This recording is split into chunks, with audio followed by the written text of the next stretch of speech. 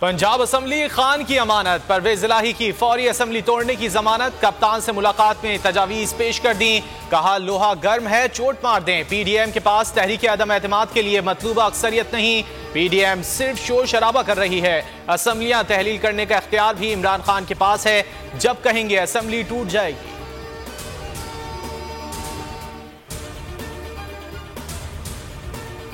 उनसे वो खौफजदा है, ये तो ऐसी एक जो है वो बढ़के मार रहे हैं। इनको भी पता है कि उसमें कुछ, अगर ये असम्बलियां तहलील होती हैं तो इसके नतीजे में 64% जो पाकिस्तान की सीटें हैं उनमें इलेक्शन होना है। जो 7 महीने बाद इलेक्शन होंगे तो इंशाल्लाह केपी और पंजाब में तो 20 मार्च से पहले हमारी 2/3 मेजोरिटी के साथ हुकूमतें बच चुकी होंगी। नवाज शरीफ जरदारी इमरान खान से खौफजदा हैं, इनकी आखिरी कोशिश भी नाकाम बनाएंगे। असम्बलियां तहलील हों तो 64% सीटों पर इलेक्शन होना है। केपी और पंजाब में 20 मार्च से पहले हमारी हुकूमत बन चुकी होगी। फवाद चौधरी की बोल के प्रोग्राम ऐसे नहीं चलेगा में गुफ्तगू, कहा जरदारी और शरीफ खानदान ने अपने पैसे मुल्क से बाहर कर दिए, ये लोग मुल्क में सिर्फ हुकूमत करने आते हैं।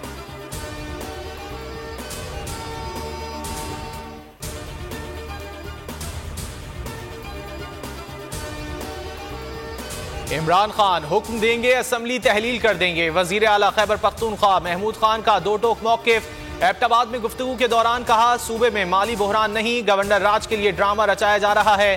तहरीक इंसाफ के अंदर कोई फॉरवर्ड ब्लॉक नहीं, इलेक्शन की तैयारी भी मुकम्मल कर ली है।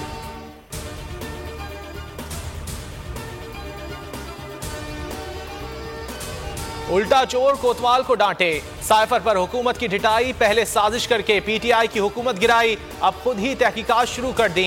हुकूमती इदारों की आड़ लेकर इमरान खान को खौफजदा करने की कोशिश। साइफर मामले पर एफआईए ने इमरान खान को दोबारा 6 दिसंबर को तलब कर लिया।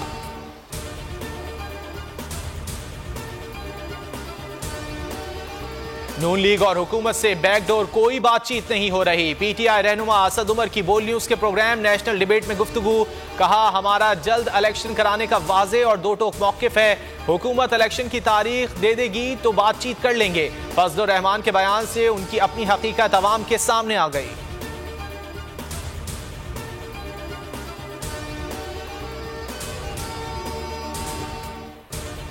और अमनो अमान की बहाली में नाकाम नून लीग की सरकार, इल्जाम तराशियों पर उतर आई। कौमी सलामती सियासत की नजर, राना सनाउल्लाह ने बलोचिस्तान और खैबर पख्तूनख्वा में दहशत गर्दी के वाकयात में इजाफे की जिम्मेदारी सूबाई हुकूमतों पर डाल दी।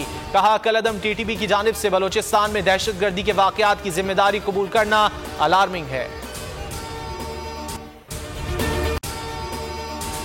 अगर आपको ये वीडियो पसंद आए तो लाइक पर क्लिक करें।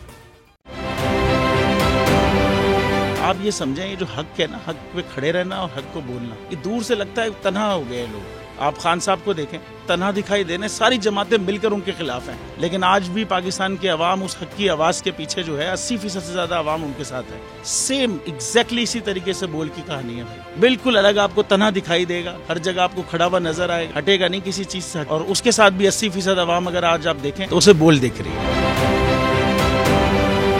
जाली केस है ना, ये हम पे उस वक्त बनाए गए थे जब हुकूमत यही थी, इन्हीं लोगों की हुकूमत थी ना। और ये जाली केस, इनको मैं नहीं कह रहा इस केस को जाली केस, इनको पाकिस्तान में क्या पूरी दुनिया में एक ऐसा शिकायत कुंदा नहीं मिला, एक ऐसा कंप्लेनेंट नहीं मिला जिसने ये कहा हो कि हमारे साथ फ्रॉड हुआ है। तो ये खुद ही बन गए कंप्लेनेंट और ये खुद ही इन्होंने खुद ही इन्वेस्टिगेशन की, उसकी खुद ही तफ्तीश भी की, यानी कि कंप्लेनेंट भी है, इन्वेस्टिगेशन ऑफिसर भी है। और इन द एंड इन्होंने फिर उसके बावजूद ये कोर्ट में जमा कराया कि जी ये केस जाली केस था और इसमें किसी किस्म जो कुछ एग्जैक्ट कर रहा था सब लीगल। ये मेरी बात नहीं है, ये इनके इन्वेस्टिगेशन ऑफिसर की बात। सबसे ज्यादा व्यूज और सबसे ज्यादा रेटिंग के साथ बोल आज भी रहा नंबर 1 पर।